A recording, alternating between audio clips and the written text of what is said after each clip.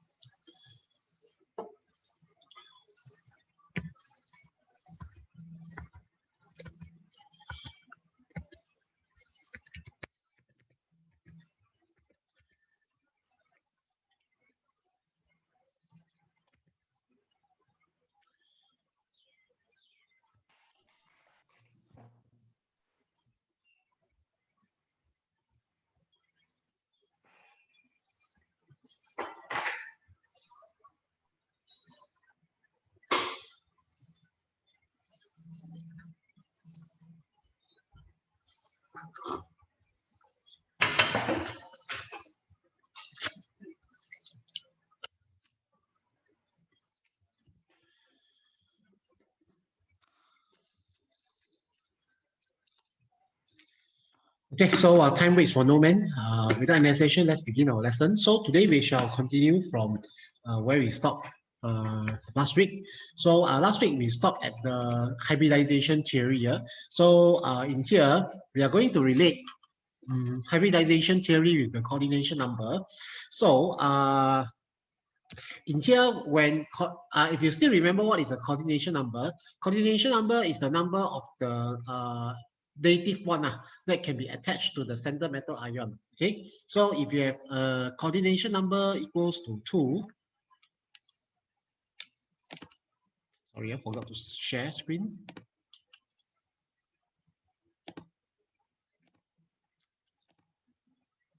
Okay, so if you have coordination number equals to 2, then you shall have the shape of the structure is a linear. And then if the coordination number equals to 4, then it is either a tetrahedral, sp3 hybridization, or square planar, dsp2. And then if you have coordination number equals to 6, then the shape take place is octahedral. Either is a d2sp3 or sp3d2. Now, the upcoming things that I'm going to explain, if you can understand, very good. Cannot understand, never mind. If you see such essay question, then you just keep it. Okay? Okay, so let's together understand one by one for all the shapes and how are they hybridized. Okay, so let's start from a linear complex. So most of the linear complex are centered around group 11. So members of the group 11 include copper, silver, and gold. They are all inert metal, and they are all very expensive metals. Okay, okay. So some of the examples of the shape with the linear are CuCl2 minus, AgNH3 2 plus, okay, and AgNH3 2 plus. If you still remember, AgNH3 2 plus, how do you form? You form when silver nitrate added to sodium chloride or any chloride, then you form AgCl, white precipitate. Then this white precipitate, you go and dissolve in excess ammonia. Then you form this complex. Okay, so try your best to remember all these. Okay, so let's making use of the CuCl2 example to explain how does this complex is formed. Okay, so copper originally has the electronic configuration. Okay, so copper has the electronic configuration, valence electronic configuration as 3d10 4s1. So when you form copper 1 ion means that the 1 electron in the 4s is removed, isn't it? So the valence electron of the copper plus, Cu plus is 3d10. Okay. Then, because you want to form a sp hybridization and you want to accept an electron pair, so 4s and 4p making use of their empty orbital. Okay, if you want to accept a dative bond, you must have empty orbital to accept. Okay, so they together undergo sp hybridization. Okay, they together undergo sp hybridization. And then when you try to form the complex of CuCl2 minus, so the Cl minus donates the lone pair electron to the empty orbitals, okay, form dative bond, okay, form dative bond. So you form the complex of CuCl2 minus. So that is how their geometrical shape of CuCl2 minus looks like in here. Where the Cl overlap with the copper empty orbitals of sp in here. Okay, so that is how we explain the linear. So for the introductions for the linear, if you can start to understand the things already, then you will slowly can understand the rest of them already lah. Okay. Then the next shape is tetrahedral complexes. So most of the tetrahedral complexes has the valence electron of from D8 to D10. Okay, so some of the examples of the complexes that have the coordination number equals to 4 will form of the tetrahedral complex. Some of the examples are shown in here. So you have Zn and CH3, NH3 4 2 plus, CuCN4 minus, MnCl4. So making use of the ZnNH3 to ZnNH3 4 2 plus, we are going to explain on how does the electronic how does the complex of ZnNH3 4 2 plus is formed. Okay, so zinc has the original electronic configuration, valence electronic configuration of 3d10 4s2. Okay, so when zinc forms zinc 2 ion Zn2 plus, so the 4s orbitals in here is removed. Okay, so at the end of the day, you shall have zinc's valence electron as 3d10, like this.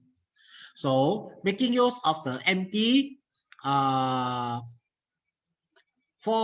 and 4p orbitals, okay, so they undergoes orbital hybrid. So in here again, I would like to stress that you must have empty orbitals in order to undergo hybridization. Now, this is slightly a little bit different from the original hybridization concept that we learned when we are in lower 6, because in here you must make use of empty orbitals to form this one, so that when you start to form the tetraamine zinc 2 ion complexes, so the ammonia with the lone pair electrons are able to donate the lone pair electron to the empty orbital. Okay, so they form the dative bond by donating the lone pair electron. So ammonia donate lone pair electron. So for ammonia, donate 4 lone pair electrons to here. So that is how you form the sp3 hybridization. Okay, so such shapes are tetrahedral. So teacher, do we need to memorize all the shape? Most of the time, the questions so far, I never see them asking about this tetrahedral before. So it is wise for you to memorize some of the shape if you want to lah. You memorize some of the basic shapes in here. Okay. Okay. So that is for tetrahedral complexes. Okay, then the next one we have is we say coordination number 4, you have 2 shapes. One is a tetrahedral, then the other one is a square planar. So the next one is a square planar. So metal ion with a D8 configuration usually form a square planar complexes. So some of the few examples of the square planar complexes are NiCN4 2 minus, P3NH3 Cl2, PdCl4 2 minus. Okay, so those are examples of the complexes. They will form the square planar. So making use nickel as the example, so we are going to understand on how does the square planar in here. So don't forget that square planar takes the hybridization of DsP2. Okay, DsP2. Okay, so nickel has the original configuration of 3d8 4s2. 3d8 4s2. So when nickel form nickel 2 ion, nickel 2 plus, okay? So nickel 2 plus, you remove the 4s electrons. So you form nickel 2 plus. So in nickel 2 plus, so you have 3d8 like this. However, when Cn is added,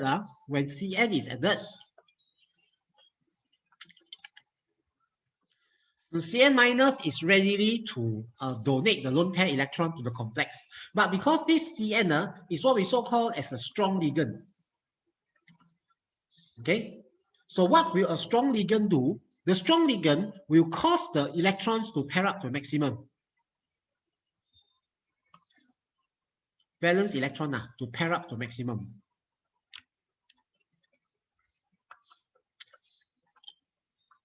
So what happened at the end of the day is the one electron inside the 3D in here, it will goes to the empty one available 3Ds in here. So making this orbital is empty. So when it is empty, together with the 4s and 4p orbital, so the empty 3D, 4s and 4p will form a hybridization. Okay, will eventually hybridize. So when they eventually hybridize, 3D, 4s and 4p, okay, so they form what we so call as a DsP2. Now, teacher, how do we know when will they maximum the electron pair? So they will only maximum the electron pair when you have a strong ligand. Then, teacher, how do we know whether a ligand is strong or weak? Later we have a tables for that, so don't worry. Okay. Okay, so therefore, when you form a tetracyanonickelate 2 ion, okay, so the 4Cn minus in here will donate the lone pair electron to the respective empty orbitals inside here. So therefore, forming the complex of NiCN4 2 minus. Okay. So in here, how can the Ni2 plus valence electron 3D8 offer an empty 3D orbitals for accepting an electron pair? So if 8 3D electrons lies in the 3-field orbital and 2 half-field orbitals, so how would an electron of the half-field orbitals excited to the other half-field empty orbital? So this is due to the ligand. Okay, so that will be for how do you form a square planar? Then the next one is how do we form an octahedral shape? So as we mentioned just now, in the octahedral shapes, there are 2 types of hybridization that might take place. So the 2 type hybridizations for octahedral, for coordination number equals to 6, you have sp3d2 and d2sp3. Now they are pretty different from the hybridization concept, and most of our complexes has octahedral shape. There are so many of the examples that have an octahedral shape. As long as you have a coordination number equals to 6, so definitely they will be forming octahedral complex. So some of the examples of molecules that have octahedral complexes are FeH2O62+, FeCN64-, and then NiNH362+. Anything that has coordination number equals to 6. Or this one, COC2O433-. Now, why is this 3 only? Because don't forget that C2O4 is a bidentate ligand, bidentate. And then CrNH3,4Cl2,3+. So these are, and then last but not least, NiEDTA2+. So these are all examples of complexes that can eventually form an octahedral complex with the metal ion. Okay. Okay. Now we are going to make use of FeH2O62+ and FeCN64- to explain how do you form a sp3d2 and d2sp3. Okay, so how does this complex is formed? Let's together understand.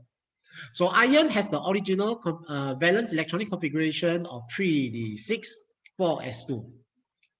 So when iron formed iron 2+, so teacher, does it mean that most of the transition element, you must form ion first before you form complex? Yes, most of the complexes, they must, most of these complexes they will first form the free ion, only then they will be able to form complexes. Okay. Of course, not all. There are also some exceptional cases. But for our level so far, most of them are you must form a free ions first before you can do that. Okay. Okay, so Fe2+ now has the valence electron of 3d6, which looks like this. Okay. Okay, so now when you have 3d6, now because water is going to coordinate, okay, water is going to coordinate. Oxygen is the donor atom, ligand donor atom. So water is considered as a weak ligand. So in the case of a weak ligand, it does not force the single orbitals to pair up to maximum. So making use of the empty 4s, 3 4p, 2 4d orbitals, they will together undergo orbital hybrid. Okay, they will undergo orbital hybrid. So when they form orbital hybrid, they form what we so-called as sp3d2. Okay, and these are the 4D unhybrid lah. Okay, so they form sp3d2 hybridization. Okay, so then this sp3 hybridization is the one that will form these complexes, octahedral complexes, where all the molecules are able to donate the electron pair towards the ion center metal ion and form the complexes. Okay, so that is how you form a FeH2O6 2+. The next examples that we are going to discuss right now is how do you form a D2sp3. So for D2sp3, we are going to make use of the FeCN64-. So just now in the FeH2O6 2+, the electron pair does not pair up. However, because now you are mixing cyanide, so cyanide is a strong ligand. So what can a strong ligand do? A strong ligand will force the electrons to pair up to maximum. So the one electron in two orbitals of the 3D is forced to pair up to maximum, so that they will form this 3D6 in here. So as a result, so they pair up to the maximum and they cause like this. Now, because of this, okay, the orbitals now become empty. Okay, so now you don't have electron in you don't have electrons inside the 3D here, no more electron. Okay, so making use of the empty, okay, making use of the empty 3D orbital, then you have 4s and 4p together, they form what we so-called as D2sp3 hybridization. And then unlike the just now, this is not hexa aqua, sorry, typing error. This is a hexacyano.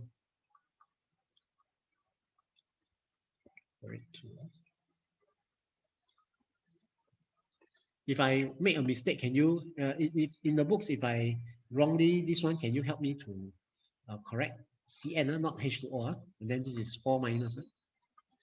Okay, then in the complex of FeCN64-, so you are able to form the D2sp3 hybridization. Okay, so that is how at the end of the day you form a complex of FeCN64- with the 3D orbitals inside the ion is paired up to the maximum. So this is how you form a sp3d2 and D2sp3 hybridization. Okay.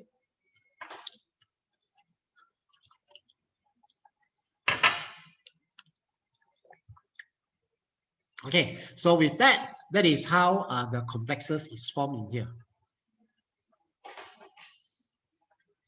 Okay, so like I said just now, if you can understand, very good. Cannot understand, never mind, because these are not really inside our STPM syllabus.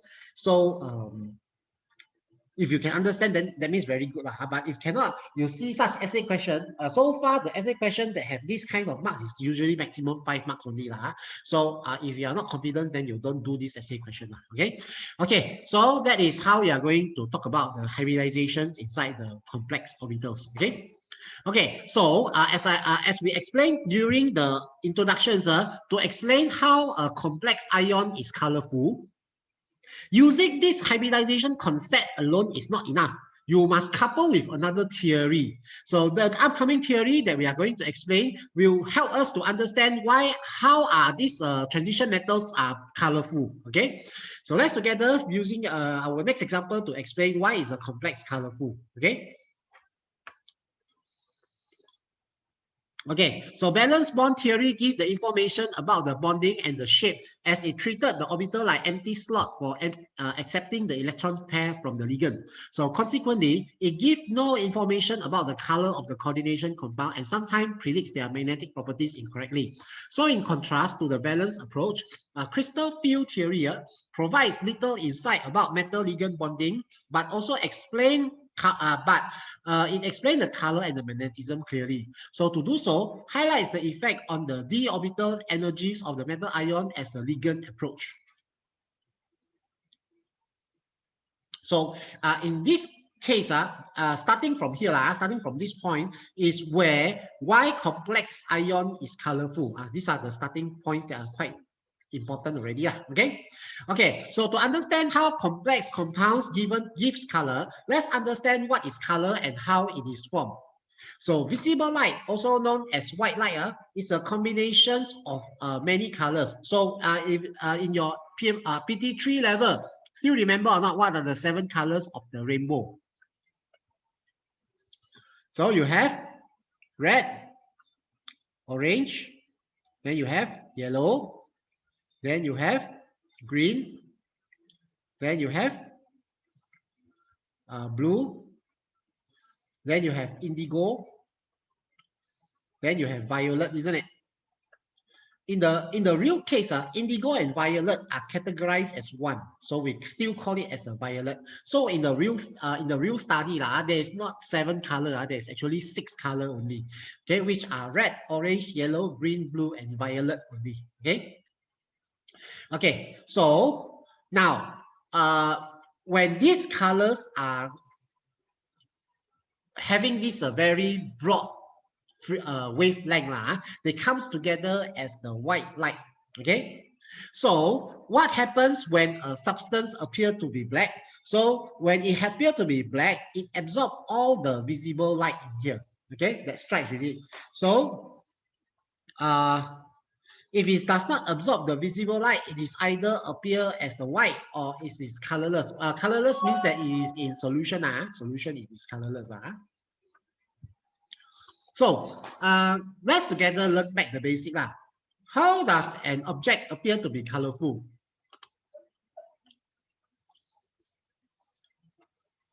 Now, there are 2 theories that we can use to explain how are complex colorful. The first theory is it reflects the color, it reflects the light of the color. So if you have white light going through this red apple, okay, this apple, so this object, which is the apple, absorb all the light, okay? It absorbs all the light, but reflect only red color. And this reflection of the red color is seen by our naked eyes that it is red. So that is the first concept of how do we see, let's say, an apple, the object, as a red color. So this is the first concept. The second concept, which is towards more specific, okay, and more complex, not more specific, more complexes of how do we understand color. So if a white light, this is white light, pass through an object, okay, you pass through this solution, let's say. This solution will absorb some of the colors in here, okay? So it absorbs some of the white light color. So as I mentioned just now, you have 6 color, isn't it? So in order to see as red, you absorb green and blue. So green and blue is absorbed.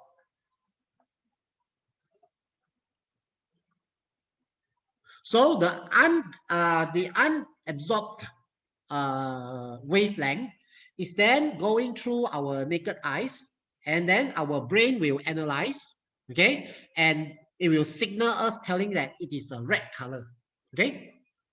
So that is why sometimes some people when their brains they cannot define well a color, and that is when we describe a person is colorblind. Okay, I don't know whether our class has people who are colorblind or not. Okay, so they will experience a phenomenon where they will read some of the colors differently. Okay, so this is because the brain behind the brain inside our head okay, cannot define the color absorbed and give wrong information towards the color of the substance involved.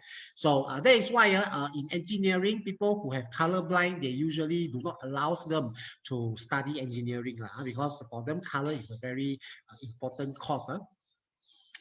because they need to interpret a lot of things later. Okay, so this is how we describe some people who have color blind in these phenomena. Okay, and we are going to make use of this concept to explain how is a transition metal show colorful complexes. Okay. Okay. So here, this is the chart that shows us if what color is absorbed, what color is observed. So this one you can later go home, but at your home, you use a cardboard you cut a cardboard or you put a drawing block. Okay. So remember or not, we say is that our white light has 7 colors. We have 7 colors. What are the 7 colors? We have red.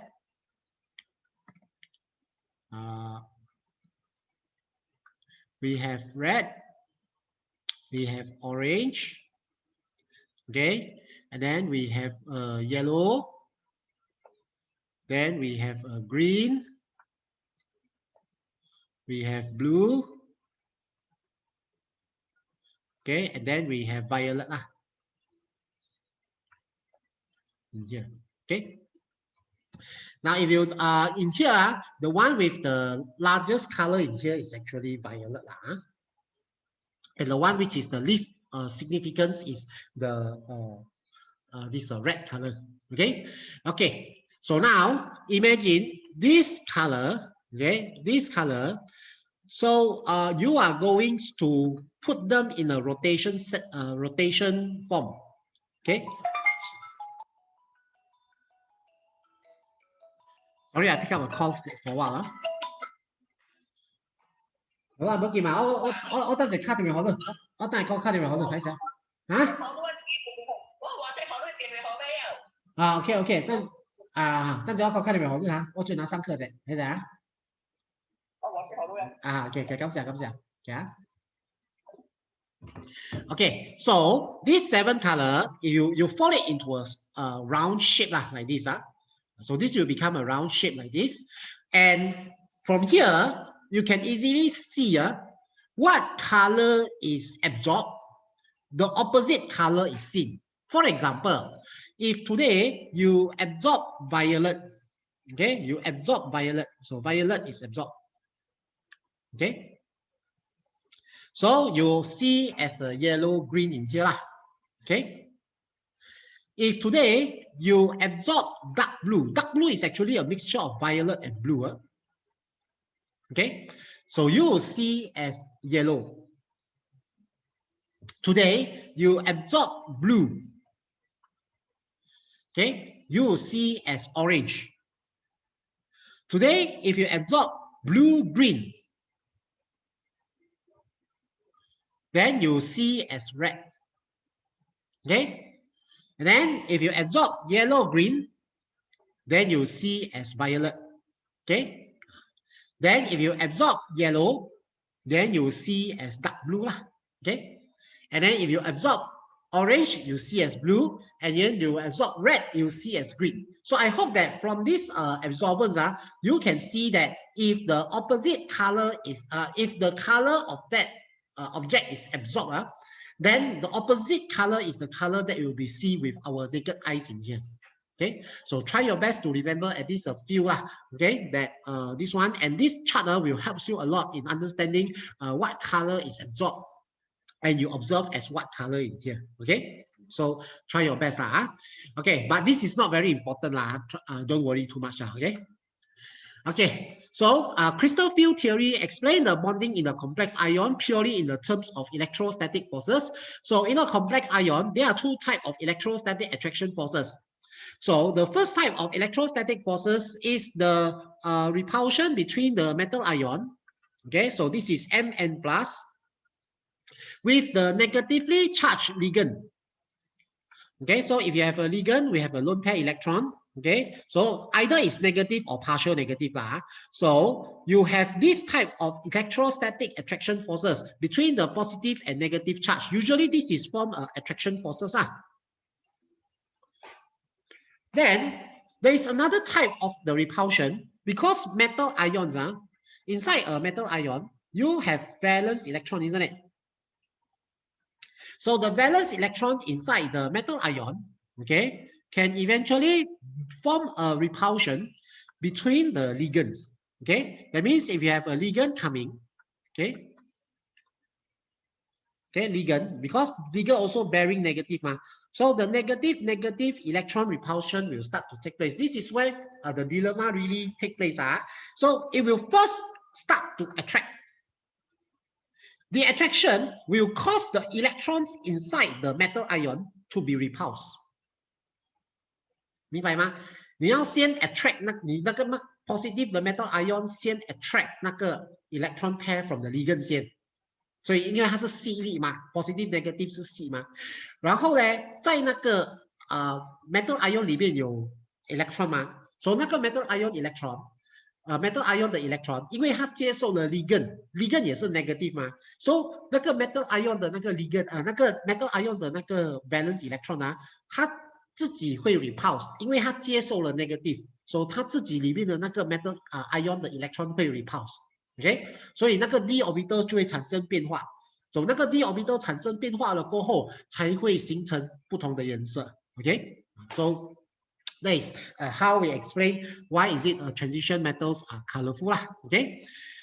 Okay, so let's together have a look at this one. So when d orbitals,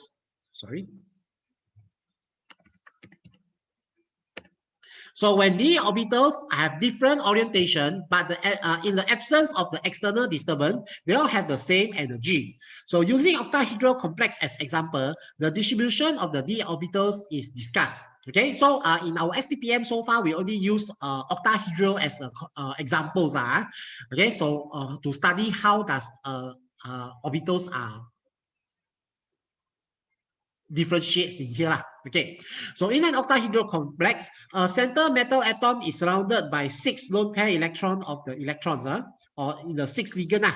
So all the 5 empty d orbitals experience electrostatic repulsion. What does it try to say in here? If you cannot understand that, I use Chinese.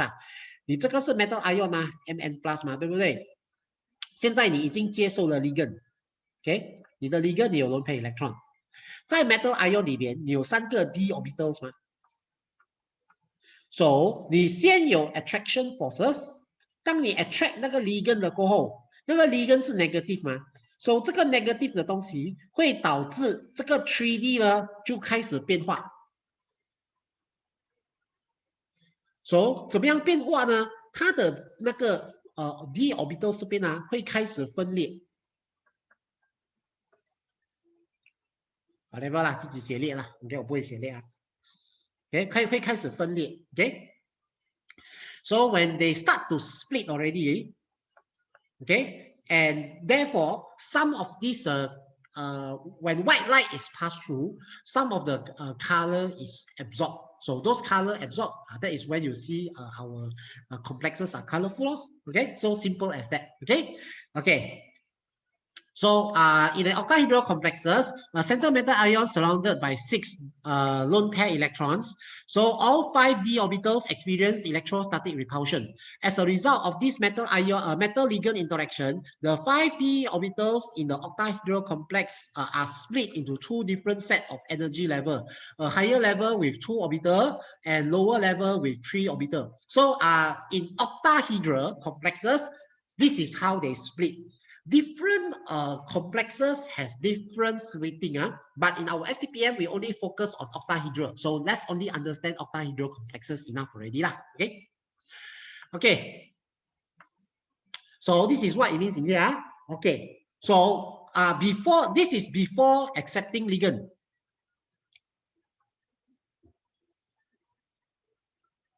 So when before it accept the ligand, okay, so they have the same energy level.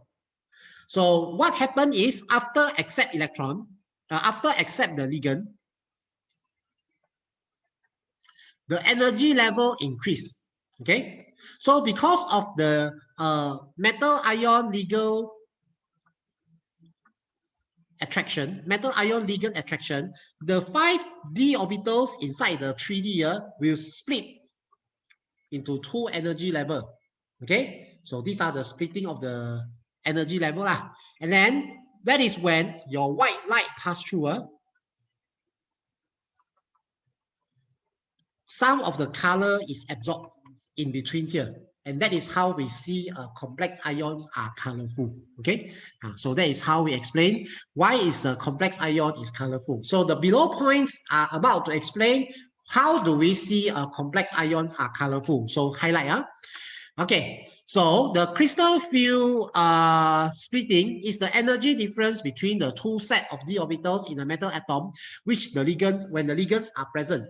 So the magnitude of the delta depends on the metal ions and the nature of the ligand. It has a direct effect to the color and the magnetic properties of complex.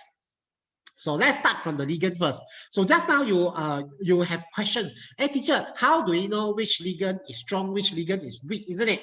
So this is the tables that shows which one is a strong ligand, which one is a weak ligand. So a strong ligand, or we call it as a strong field ligand, a strong field ligand will cause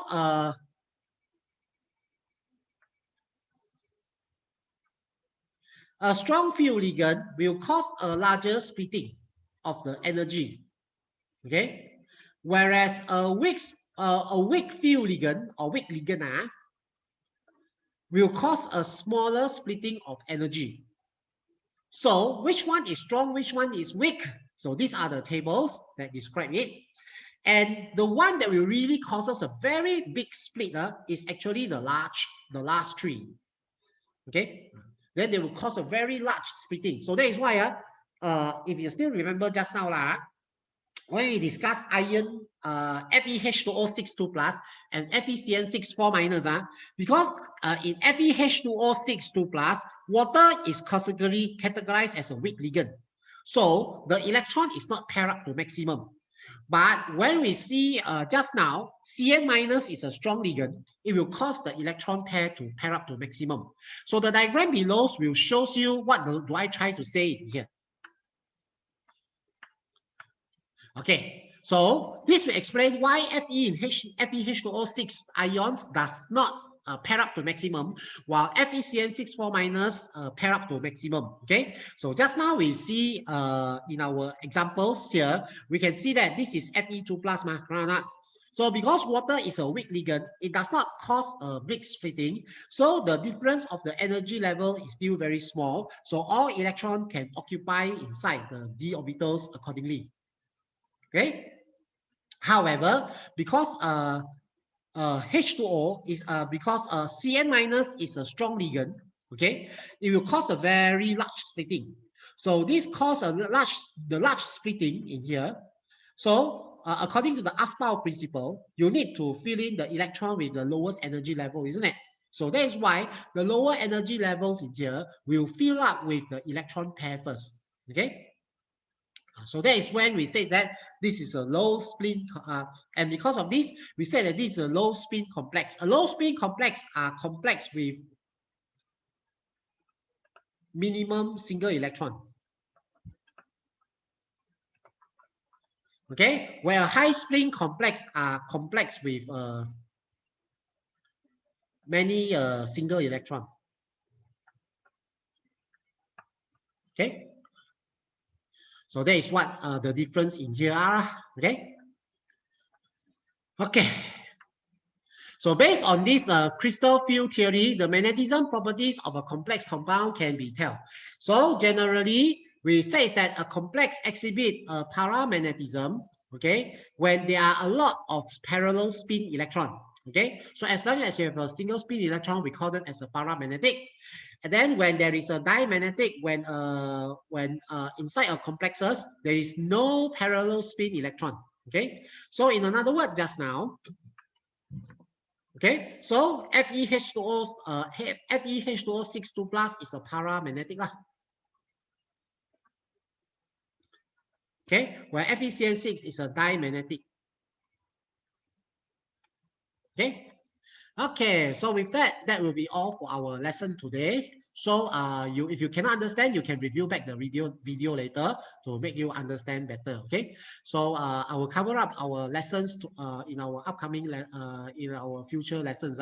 So we try to finish this syllabus as fast as we can. Okay, okay. So with that, that is all for our lessons today. So see you all tomorrow. Thank you very much.